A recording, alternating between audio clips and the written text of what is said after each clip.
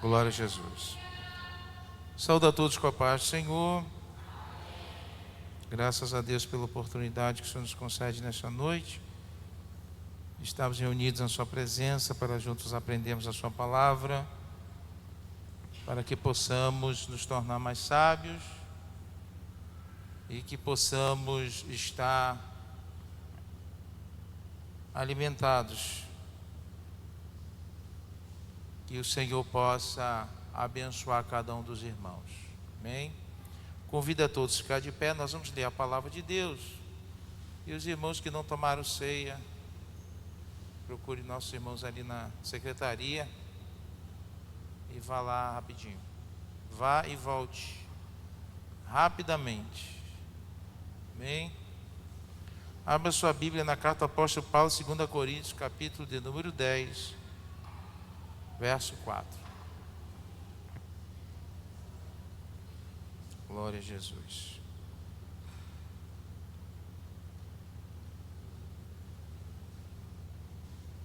Segunda carta aos Coríntios, capítulo de número 10, verso 4.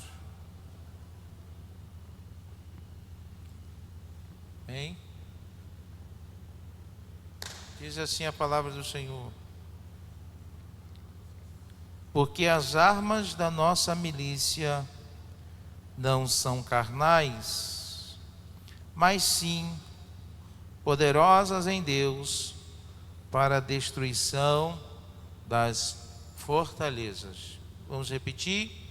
Porque as armas da nossa milícia não são carnais, mas sim poderosas em Deus para destruir as fortalezas. Amém?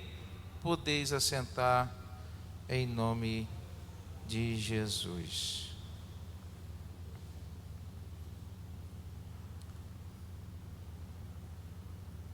O ensino da palavra de Deus, ele é fundamental para a vida cristã de qualquer pessoa. Quando uma pessoa ele adentra uma faculdade, quando adentra um curso profissionalizante, ou ele entra numa nova empresa, normalmente as empresas que são sérias, elas têm o início de aprendizado, da pessoa se adequar ao regime, tem cursos, né? Tem estudos, tem exigências, para que aquele profissional, aquela profissional possa exercer de forma profissional aquilo que lhe foi dado para ser executado. Empresas de grande porte, empresas que têm maquinários sofisticados, não vai pegar uma pessoa e simplesmente colocar ela para exercer algo ou fazer algo sem antes ser ensinado. A nossa vida cristã não é diferente.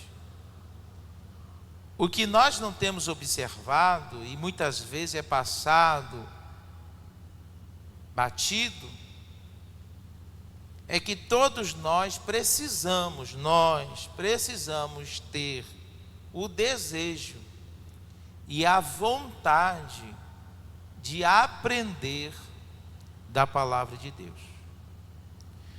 Empresa, ela te exige, ela te obriga. Se você não quiser, a demissão é certa. Se você não se adequar, você não estiver qualificado, vem outro melhor que você, assume o seu lugar. No reino de Deus, ninguém é colocado para fora, mas isso não quer dizer que eu não posso ter uma preocupação de melhorar a minha conduta. E a lição da escola bíblica dominical nesse trimestre, no segundo trimestre de 2024, ela vem nos mostrando os passos da vida cristã, de tudo aquilo que o cristão vai passar, tudo aquilo que o cristão vai precisar para que ele possa chegar no céu. Até na outra lição foi falado sobre os nossos inimigos, são 3. E na lição de domingo, fala das nossas armas. O que é que Deus me dá para que eu possa, através dela, vencer o diabo, vencer a carne e vencer o mundo. Então eu preciso entender o que é que eu preciso fazer para que eu possa trilhar o caminho, para que eu possa perseverar até o fim, para que eu permaneça de pé na minha jornada. Quando uma pessoa ela cai da graça, quando uma pessoa esfria na fé, não é de hoje para amanhã, nunca foi. Hoje eu estou uma bênção, amanhã simplesmente eu não quero mais Jesus, eu não vou mais para a igreja, não. É um processo. As minhas forças vão sendo minadas dia após dia, momentos após momentos. O adversário da minha alma, ele vai trabalhando de várias formas para tentar me fazer desistir do céu. O propósito dele é fazer-nos desistir do céu. É só isso. Ele não vai querer que você desista da tua vida, muitas vezes, não quer que você desista do teu emprego, não quer que desista da sua... Não, ele quer que você desista do céu. Mesmo que ele tenha que utilizar diversas ferramentas, diversas formas para lhe tentar, para lhe fazer cair. E aqui, o apóstolo Paulo estava dizendo que as nossas armas não são carnais. Ele estava dizendo que a minha arma e a sua arma para lutar ou contra o mundo espiritual não é arma física, não é um apetrecho, não é algo que você leva na cintura. Você lembra que Pedro andava com Jesus e ainda não era convertido? Eu sempre falo que tempo de crente não converte ninguém. Converte é quando ele realmente reconhece que é pecador e ele se submete à vontade de Deus. Pedro andou 3 anos e meio com Jesus e não era convertido. Pedro ainda precisava de uma transformação de vida, ao ponto que quando os soldados vieram para prender Jesus, Pedro deu uma de macho, de homem, puxa a espada, corta a orelha do soldado. Jesus disse: Pedro, mete a tua espada na bainha. Porventura, se eu quisesse, não pediria ao meu pai 12 legiões de anjos para me defender? É porque é necessário que eu passe por isso. Chega, pega a orelha do soldado e coloca no lugar. Foi o último milagre que Jesus fez antes da crucificação. E aqui o apóstolo Paulo vai nos dizendo, a gente precisa entender que tem uma diferença. Existem as armaduras de Deus, que são de defesas, e existem as armas, que são de ataque. E a principal dela é a palavra de Deus. O exemplo que nós temos foi o próprio Senhor Jesus. Jesus, depois de ter passado 40 dias em jejum, e aqui eu até estava lendo a revista, o autor ele faz uma ressalva aqui, dá-se entender que o jejum de Jesus só foi apenas de alimento, não foi de água, porque depois que passa os 40 dias ele teve fome. A Bíblia diz que ele não teve sede, mas tudo bem. Isso é somente um detalhe que não vem ao caso, não é uma coisa tão importante. O importante é que Jesus venceu a tentação, Jesus venceu o adversário e o nome do Senhor foi glorificado. Então são 3 armas que Deus dá à igreja. A primeira é a palavra de Deus. Você precisa entender que o teu adversário, ele conhece. No mundo militar existe uma frase: você precisa conhecer o teu inimigo. Você precisa saber quais são as estratégias do teu inimigo. Quem já leu história, quem já viu até algum filme, sabe que nos períodos de grande guerra, sempre as nações colocam espiões nas terras dos inimigos para tentar entender o que eles estão fazendo, para tentar extrair o máximo de informação do que o inimigo está tramando, para que, trazendo a informação para o lado de cá, possa ser formada uma defesa eficaz contra as astutas ciladas do adversário. O inimigo, ele vai tentar vir por algum lado, e você aquele espião, ele observando a estratégia do inimigo, ele tem como tentar, ele tem como trabalhar suas defesas. Você lembra que Josué mandou 12 espias ou 12 espiões para observar a terra de Canaã, porque ele não iria entrar lá de peito aberto sem saber com quem ele está lidando. E o adversário da nossa alma, ele não é diferente. Ele estuda, ele tenta de todas as formas encontrar o ponto fraco. Eu sempre falo que quando ele quer fazer algo contra alguém, ele vai analisar qual é a tua deficiência. Ele vai dizer o que é que você tem mais dificuldade, o que é que mais te aflige, o que é que costuma te entristecer. Às vezes as pessoas, meu Deus do céu, que coisa, todas as vezes que acontece uma coisa comigo, é sempre desse jeito. É porque o teu adversário, ele não vai querer te atacar pelo ponto que você é mais forte, não. Ele vai tentar te atacar por onde você é mais fraco. Então é necessário que nós venhamos a vigiar. Por isso que Jesus disse: vigiai primeiro, é vigiar, e depois eu vou orar, para que não entreis em tentação, porque a carne é fraca, mas o espírito está pronto. Então é importante nós entendermos que o nosso adversário, ele procura sempre uma brecha para tentar nos atacar. E uma coisa interessante é que ele vai principalmente nas tuas necessidades, na verdade, explicando melhor, nas tuas carências. Aquilo que você está mais carente é aonde ele vem te oferecer alguma coisa, como se fosse: eu vou te dar isso para complementar aquilo que está, entre parênteses, te faltando. Mas às vezes está faltando, por quê? Porque nós não estamos fazendo o que Deus nos manda fazer, e aí fica uma brecha aberta, e aí o adversário, ele entra, e quando ele entra, ele faz um estrago muito grande. Amém?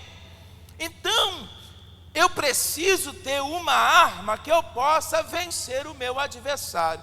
E quando você observa Jesus na tentação, o diabo não veio contando uma história. Satanás veio com um propósito específico. Ele veio para tentar Jesus, achando que iria encontrar uma fraqueza. E o interessante é que quando ele chega para Jesus, ele afronta, ele tenta confrontar, e ele tenta de alguma forma diminuir quem é Jesus. Tem pessoas, principalmente homens, que às vezes não suportam uma provocação, e às vezes não entende que é o adversário que está tentando levá-lo para um caminho, quando muitas vezes, principalmente, vou dar um exemplo aqui de homens, de jovens, e às vezes é tentado na sua área carnal, na sua sexualidade. Chega alguém, lhe oferece, se oferece,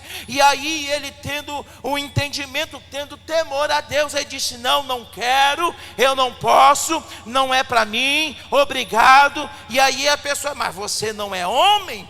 Que isso? Você é homem ou você não é? Você gosta ou você não gosta? Quando Satanás chega para Jesus: mas tu nos diz que é filho de Deus, eu quero que você me prove que você é filho de Deus, eu quero que você me prove, se tu és o filho de Deus. Aí ele disse: ele está carente, ele está precisando comer pão, ele está sentindo fome.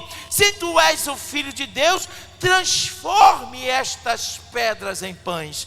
Aí Jesus disse: está escrito que não só de pão viverá o homem, mas de toda a palavra que sai da boca de Deus. Jesus não argumentou com outras coisas, Jesus usou a palavra de Deus como argumento para desfazer todo o ataque do adversário. Interessante que o adversário disse: olha, ele usou a palavra, que legal, mas eu também conheço a palavra. E aí eu digo para mim, para você, ele conhece a Bíblia melhor do que eu e você, ele conhece o céu melhor do que eu e você, ele sabe quem é Deus, ele já assistiu diante de Deus, ele sabe quem é Jesus, ele conhece tudo. Nosso conhecimento ainda está muito superficial. E ele chega para Jesus e vai tentando Jesus. Disse: olha, você levou ele até um pináculo do templo, chegou lá em cima. Se tu és o filho de Deus, se lança daqui embaixo, porque está escrito. Ele disse que estava escrito, está escrito mesmo. Porque aos seus anjos dará ordem a teu respeito, para te guardar em todo o teu caminho. Satanás tentando alguém, e a Bíblia diz que não deves tentar o Senhor meu Deus, não tentarás o Senhor teu Deus. Às vezes as pessoas brincam com a morte, as pessoas brincam com a vida, achando: a Deus vai me guardar. Cuidado, eu preciso ser vigilante, eu preciso ter muito cuidado. Deus tem uma obra na minha vida, e eu só ando no meu carro a 170 quilômetros por hora. Estou eu tentando o Senhor meu Deus. Eu até brinco, às vezes eu falo: olha, o anjo ele segue lei de trânsito, viu? O anjo vai guardando até 100. Se eu começar a passar, o anjo disse: eu não vou seguir não, você vai sozinho, você está com muita pressa. E aí o adversário chega para Jesus e disse: se tu és o filho de Deus, se lança aqui embaixo. Ele disse: não tentarás o Senhor seu Deus. Então, por diversos momentos, o adversário ele tentou. Eu quero dizer para você que o importante da palavra, é importante que a palavra esteja na minha mente e no meu coração. Por quê? Porque quando eu sou confrontado, ou quando o adversário vem com uma proposta, quando o adversário vem com um vento de doutrina, quando o adversário vem me apresentar alguma coisa que parece o evangelho, tem jeito de evangelho, até brilha como evangelho, mas não é evangelho. Se eu tenho as minhas bases, se eu tenho as minhas raízes profundas, se eu sou alicerçado na palavra de Deus, eu não sou levado por esses ventos de doutrina. Por isso que o apóstolo Paulo bateu na tecla várias vezes: se eu estou alicerçado na palavra, eu não serei levado por vento de doutrina, por doutrina de demônios, por aquele que o adversário apresenta para tentar me enganar. Então, a primeira arma que você precisa ter é a palavra. Por isso que dá tanta preguiça de ler a Bíblia. Por isso que é uma dificuldade vir para culto de ensino. Por isso a dificuldade para vir para círculo de oração. Por isso o fastio. Às vezes a gente tem tempo para ler um livro, história, um livro de romance, um livro de ficção científica, um livro de autoajuda. Tem gente que está passando problema e compra, nada contra, o livro é muito bom, mas ele não pode ser a sua principal fonte não. A sua principal fonte tem que ser a palavra de Deus. Livros muito bons, Augusto Cury, outros Bennerine, tantos livros bons, mas o alimento principal precisa e deve ser A palavra de Deus. Por isso que Paulo disse, se descer, Paulo criou uma ideia assim, um pensamento bem radical, disse, olha, se descer um anjo do céu, porque se subisse de baixo, todo mundo, isso aí não é Deus não, isso aí veio lá do inferno. Se está subindo da terra, vem do inferno, porque a Bíblia diz que o inferno é para baixo, o céu é para cima. Aí Paulo diz assim, para você não se sentir, muitas vezes o adversário é tão sagaz, que ele pode fingir. Se possível, ele se transforma num anjo de luz. E se possível for, engana até os escolhidos. Por isso que o crente tem que estar embasado na palavra de Deus. Eu lembro de uma história, que diz que uma certa vez, num trabalho de uma igreja, o pastor sentiu falta de uma irmã era muito assídua nos cultos. Eu não lembro se ele, na história, disse que ela era dirigente de círculo de oração, eu não sei. Só sei que essa irmã começou a sumir da igreja.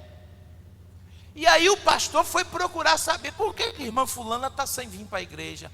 Aí ela disse, é porque o anjo me apareceu. Ele disse, o anjo do Senhor apareceu para você? Foi. E ele disse que não preciso ir para a igreja. Eu não preciso ir para a igreja. Ele vem, conversa comigo, é uma maravilha. Eu disse, é mesmo? Pois é. Tá bom, minha irmã. Da próxima vez que o anjo aparecer para a senhora pergunte a ele sobre a eficácia do sangue de Jesus. Vai para a Bíblia. Quando a coisa apareceu, fingindo ser o anjo do Senhor, um anjo, ele disse, me fale sobre a eficácia do sangue de Jesus. Aí disse que ele dá um passo para trás. Ela estranhou. Me fale sobre a eficácia do sangue de Jesus. Ele deu outro pulo para trás e disse, aí o Espírito Santo de Deus veio abrir os olhos. É tu, né, Satanás, querendo me enganar? E ela repreendeu aquele espírito maligno. Se eu não tiver embasado na palavra de Deus, eu sou levado.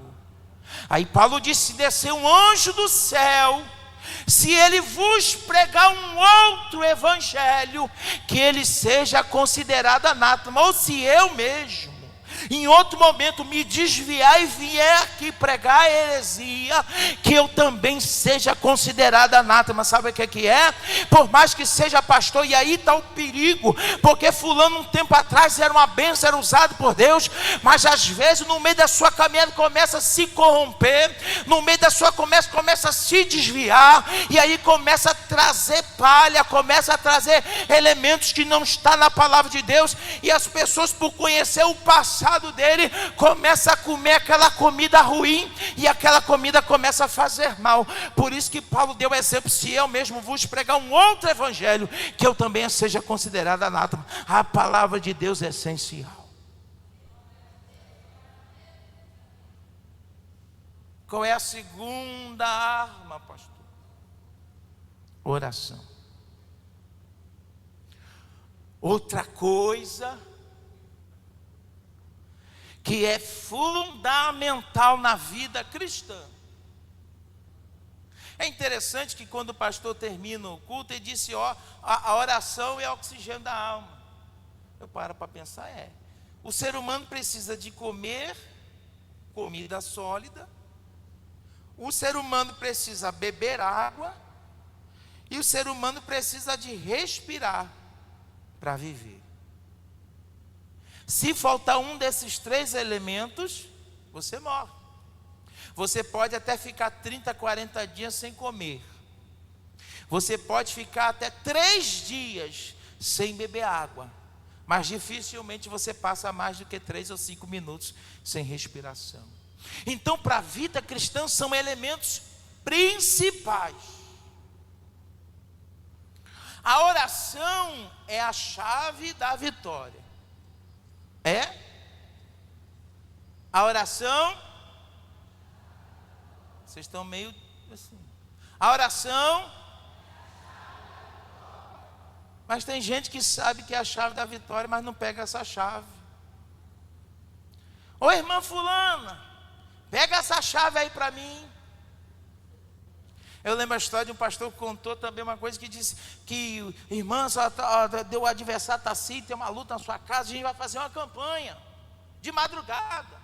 Está certo? Está certo. Durante tantos dias, 3 horas da manhã, eu ligo para a senhora, a gente vai orar. Está certo? Está certo. Quando foi no dia, ligou. Pai do Senhor, com aquela cara de sono, barulho de sono. Ei, pastor, Pai do Senhor, vamos orar? Pastor, eu estou muito cansada. Eu trabalhei o dia todo. Tem como o Senhor orar aí por mim? E virou e foi dormir. Disse: eu vou carregar a carga dos outros? Eu posso até te ajudar a orar, mas eu orar por você? Tem gente que pede oração, mas ele mesmo não ora. Quer que você pague o preço que é para ele pagar. Mas por que tanta dificuldade? Porque a oração é aquilo que me aproxima de Deus. A oração é algo que quando você começa a praticar, e todos nós temos um momento que estamos em cima, e tem certos momentos que a gente dá uma esfriada na oração. Tem tempo que a gente está orando bastante, mas tem tempo que a gente começa a orar pouco. Tem hora que a gente nem ora. E a gente precisa ter cuidado, porque o adversário vai colocando pedra de tropeço, o adversário vai colocando embaraço para me fazer desviar da oração, para eu esquecer de orar. Por isso que a Bíblia diz uma coisa que eu acho interessante: diz, deixando todo o pecado e o embaraço. Mas embaraço é o quê? Tudo aquilo que me atrapalha.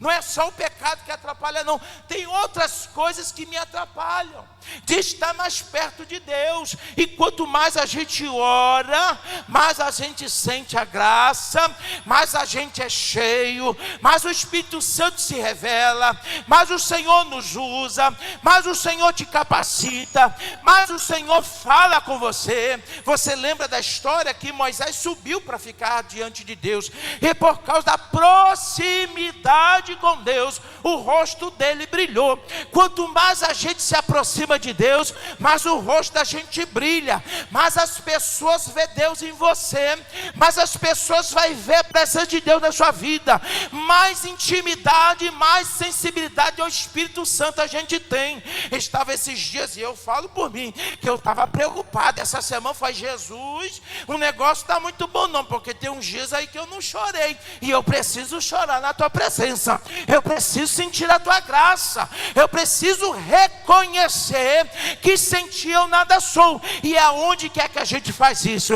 É quando a gente dobra o nosso joelho, é quando a gente se derrama diante de Deus, é quando a gente lança sobre Ele as nossas necessidades, sabendo que Ele tem cuidado de nós. E quando nós estamos próximos de Deus, quando estamos envolvidos pela glória de Deus, o inimigo ele fica bem distante, ele passa bem longe, porque um crente que ora, ele tem uma comunhão, e o adversário ele tem que bater em retirada.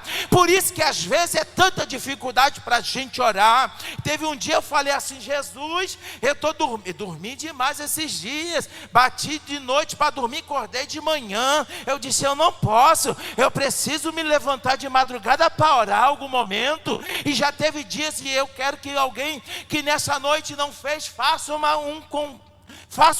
um convite a Jesus: Senhor, está a hora da manhã, me desperta para me orar. Eu tenho certeza que o relógio de Deus não se atrasa. E se você falou: Jesus, eu quero orar, eu quero falar contigo, me desperta a tal hora da noite. Eu não sei o que acontece, dá vontade de ir no banheiro, dá sede, dá tosse, faz alguma coisa, desperta, toma um susto. Mas quando você vai olhar no relógio, está lá o horário para você falar com Jesus. E eu tenho certeza, se a gente vai num certo momento falar com o Senhor, Ele desce para conversar com a gente. Sabe por quê?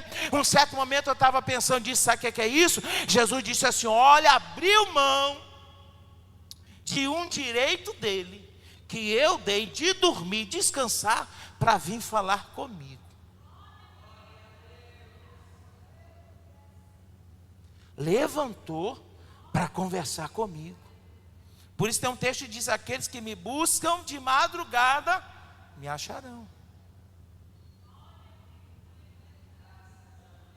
Tem um hino antigo e diz que de madrugada a fila é menor. De madrugada é fila, tem muita gente que está precisando, mas foi dormir. Aí você disse, eu vou me adiantar porque eu quero ser o primeiro. Já viu quando alguém vai fazer um exame, está precisando gente de uma ajuda, levanta bem cedinho de manhã, né? Às vezes vira madrugada na fila, pega uma cadeirinha e senta, porque eu quero ser atendido logo. Na nossa vida espiritual não é diferente. Se a gente tiver o hábito de orar, independente das circunstâncias, eu tenho certeza que Deus vai começar a mover os céus, Deus vai começar a fazer algo na minha vida e na sua, e as promessas deles irão nos alcançar. É uma arma. É uma arma interessante, porque além de você lutar contra o teu inimigo e você se fortalecer no Senhor e nas forças do seu poder, essa arma também lhe traz muitos benefícios. E a terceira, pastor? A terceira é o jejum.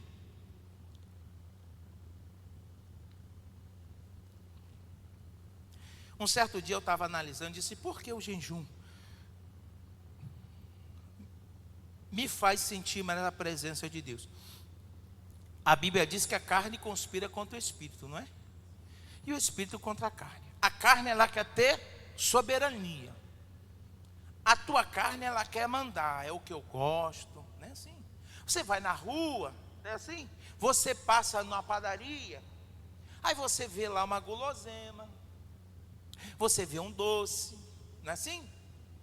E aí a sua carne diz, eu quero isso aí. Aí você fica, meu Deus do céu, que tentação. E quando a pessoa não pode comer doce, aí que é mais difícil, é uma luta. Não é assim? Mas tem hora que a tua carne vence, né? A vontade é maior. Aí você lá satisfaz. Estou meio estressado. Estou precisando de uma injeção de dopamina. Meu cérebro está viciado em dopamina. Eu preciso de dopamina. É a tua carne gritando. Como é que você se satisfaz da dopamina? Eu pego o meu cartão de crédito, que eu já não ganho muito bem, e eu largo o doce lá, gastando dinheiro, volto do shopping cheio de bolsa, coisa que eu nem estou precisando, só para satisfazer a minha carne. A carne, ela funciona assim. Tanto para as coisas da vida, como para a prática do pecado. Aí o jejum entra como o quê? Você passa a ter um controle. A carne está com fome, eu quero me alimentar. A carne está com fome, eu quero comer, eu preciso tomar café, eu preciso almoçar, e você diz não, você vai ter que ficar quietinha. Aí a carne começa a murchar, a carne começa a ficar abatida. Quando a carne começa a ficar abatida, o teu espírito começa a sobressair. Eu lembro de uma história muito interessante, é uma linguagem figurativa. A história diz o seguinte, que um homem tinha 2 cães, ele tinha um preto grande e tinha um branco, e quando ele se reunia com seus amigos, ele dizia assim para os amigos, olha, vamos fazer uma aposta aqui, quem aposta que o cachorro branco ganhe, faça isso, quem aposta que o preto, ele disse, se você vir, eu vou apostar no cachorro preto, e botava os 2 cachorros para brigar numa rinha, e aí o preto ganhava. Quando ele se reunia de novo, disse, agora eu vou escolher o branco para ganhar, botava os cachorros para brigar, o branco ganhava. Aí um certo dia alguém perguntou para ele, disse, fulano, me diga qual é o segredo, por que todas as vezes que você bota para brigar, você sempre acerta o cachorro que vai vencer? Ele disse, sabe por quê? Quando eu quero que o cachorro branco ganhe, eu deixo o preto com fome vários dias, ele fica mais fraco. Quando eu quero que o preto ganhe, eu deixo o branco com fome vários dias. Por isso que eu sei qual é que vai vencer. Por isso que o jejum tem importância na vida do cristão, porque quando o jejum ele é praticado, e aqui eu quero fazer uma ressalva, não é que você vai ficar jejuando dia após dia sem parar, tem que ter cuidado, tem que ter equilíbrio, por causa também da tua saúde, tem momento certo para jejuar. Tem gente que fica jejuando de uma forma tão desmedida, tão absurda, que às vezes por causa da falta de conhecimento fica doente. Eu já vi casos de pessoas que ficou com problema na mente, ficou com fraqueza na mente, teve que passar por um processo, porque jejuava. Não, você precisa entender que tem momentos para todas as coisas. Jesus jejuou 40 dias, mas depois lá para frente eu não vi Jesus jejuando, mas ele jejuou no momento que era oportuno. E aí o jejum tem a função de mortificar a minha carne. Quando eu pratico o jejum, eu começo a me aproximar mais de Deus, a minha carne fica enfraquecida e o meu espírito começa a se fortalecer. É um conjunto, as três armas precisam estar sendo utilizadas da mesma forma. E o que acontece comigo, pastor? Eu passo a ser um crente fortalecido no Senhor, eu passo a ser um crente cheio da graça de Deus, eu passo a ser um crente usado por Deus poderosamente, eu passo a fazer um crente que trabalha para Jesus. Não serei um crente que dá trabalho para Jesus, e faz toda a diferença. Esse negócio de jejum não é para mim não, eu gosto tanto de comer, eu gosto. Pastor, me dá logo uma fraqueza. Eu não estou dizendo que tem que ser um jejum de 24 horas. Tem pessoas que aguentam. Tem pessoas que fazem jejum de 12, né? Mas aprenda a colocar em prática. Por exemplo, tem pessoas que vai fazer um jejum e disse: olha, a partir de meia-noite eu vou fazer um jejum meia-noite. Acordo de manhã, não faço o meu de jejum. Eu abro mão do meu de jejum. Eu faço, quando for meio-dia, na hora do almoço, eu vou lá, apresento o meu sacrifício ao Senhor, digo qual foi o propósito e entrego na mão do Senhor. E o interessante, que você observa durante o passar das horas e dos dias, a diferença. Eu quero que vocês façam testes. Às vezes tem dia que a gente está no culto, eu vou ser sincero, tem dia que você está meio cru, você está insensível, o irmão está sentindo a presença, você está ali, o olho seco que não desce uma lágrima, está pensando que amanhã tem que pagar um sei o que lá, amanhã tem que chegar mais cedo no trabalho, eu tenho que consertar o carro, eu tenho que fazer isso, a mente está procurando outras coisas. Eu estou aqui, mas a cabeça às vezes está longe. Mas quando a gente começa a ter a prática de jejuar, é só o irmão assoviar um hino, você já sente a presença, você fica mais sensível a sentir a graça de Deus, você fica mais sensível a ouvir a voz de Deus, você fica mais sensível a até Deus permitir. Eu já vi muitas histórias de pessoas que fizeram um propósito de jejum, e lá na frente Deus revelar algo, Deus mostrar o mundo espiritual, a pessoa vê algo extraordinário, porque ele fez um compromisso com Deus. Agora eu vou falar uma coisa interessante que às vezes não é muito falado.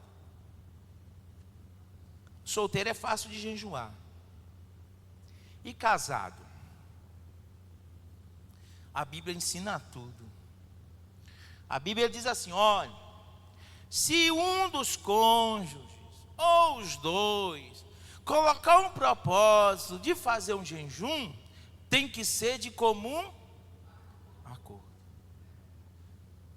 porque agora é uma só carne. Mas se separa as carnes para o propósito do jejum.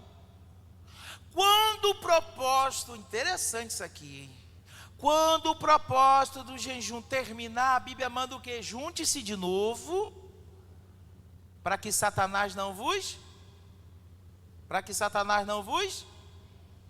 só 3 já leu isso na Bíblia, para que Satanás não vos tente. Por que isso, pastor? O nosso adversário, ele é muito sujo, e eu vou mexer numa teclinha que é um pouquinho sensível para alguns. Quando a pessoa é solteira, vou usar um linguajar bem mais aberto, né? Mas a maioria aqui é adulto. Quando é solteiro, o adversário coloca um fogo que não se aguenta para cair na prática da fornicação. Aí quando você se casa, que não é mais pecado, aí o diabo faz o contrário. Ele tira, bota frieza, bota desânimo, não gosta um do outro, fica um tempo sem se falar. Aí o adversário começa a oferecer os pratos. Sabe por que eu estou falando de jejum? Porque o Senhor, a palavra de Deus diz assim: quando vocês fazem um propósito, logo depois se juntem de novo. Vocês são casais, devem se amar, para que Satanás não venha vos tentar. Eu aproveitei porque o texto sobre jejum fala sobre isso. Então quando aconteceu, obrigado, Deus te abençoe. Quando aconteceu uma coisa assim, você ore e fale: olha, Satanás está querendo aprontar alguma coisa, está querendo atrapalhar a minha felicidade, está querendo atrapalhar o meu casamento. Aí você faz o quê? Você vai usar as armas que Deus te deu. Não vá bater boca não. Comece a orar, comece a buscar o Senhor, vai fazer um propósito. Jesus quebra, Jesus desfaz, e o adversário ele fica procurando uma brecha. Eu vou usar um linguajar bem simples, mas vocês vão entender. Quando você toma seu café da manhã em casa e você sai alimentado, você pode passar do lado da padaria mais cheirosa, com o bolo mais gostoso, com as iguarias mais gostosas, você não vai querer entrar lá, pegar e se alimentar. Agora sai de casa com fome. Olha aqui, tem uma coisa boa para você. Olha aqui, aí o adversário, Satanás é tão sujo que às vezes ele cria um problema dentro de casa. É uma parábola. Cria um probleminha dentro de casa e ele bota alguém lá fora. Diz: ó, fulano é tão carinhoso comigo, fulano é tão carinhosa comigo. E o adversário começa a soprar lá: ó, é melhor, vai lá. Você lembra do texto que está lá em Provérbios? Diz que eu vi um homem falto de juízo, e havia uma mulher que estava na janela à espreita procurando uma presa. E ele vinha desapercebido, ele vinha desligado, ele vinha sem vigiar. Ele disse: venha comigo, saciemos a noite toda. Eu já perfumei o meu leito, está cheio de pétalas de rosa. O meu marido foi fazer uma longa viagem, vai demorar a voltar. E o texto diz: e lá vai ele como ovelha para o matadouro. Deus sabe por que eu estou falando isso nessa noite. Não adianta eu orar, não adianta eu ler, não adianta eu jejuar, e se eu não vigio, tudo cai por terra. Por isso eu encerro aqui. As armaduras, as armas que Deus nos deu, são para ser manuseadas, são para ser praticadas. Não adianta o pastor vir falar e entrar aqui e sair aqui. De que adianta? É igual o médico te passa uma receita, você lê a receita: eu preciso do remédio tal, de tantas miligramas, para tomar 3 vezes ao dia, de 8 em 8 horas, durante 15 dias. Eu li. Resolveu? Resolveu? Eu preciso pegar o remédio, abrir o remédio, pegar o comprimido, botar na boca e beber com água. A palavra de Deus é a mesma coisa. Não adianta eu vir todo o culto, ouvir as mesmas coisas e não colocar em prática na minha vida. Aí depois acontece: meu Deus, por que aconteceu isso? Mas eu já avisei tanto, eu já falei tanto, eu já mostrei tanto, mas simplesmente fizeram ouvido o mercador. Então que nós possamos, irmãos, entender que isso que Deus nos deu é a arma principal para você vencer o teu adversário, para você vencer a tua carne e para você vencer o mundo. Que Deus em Cristo nos abençoe. Amém.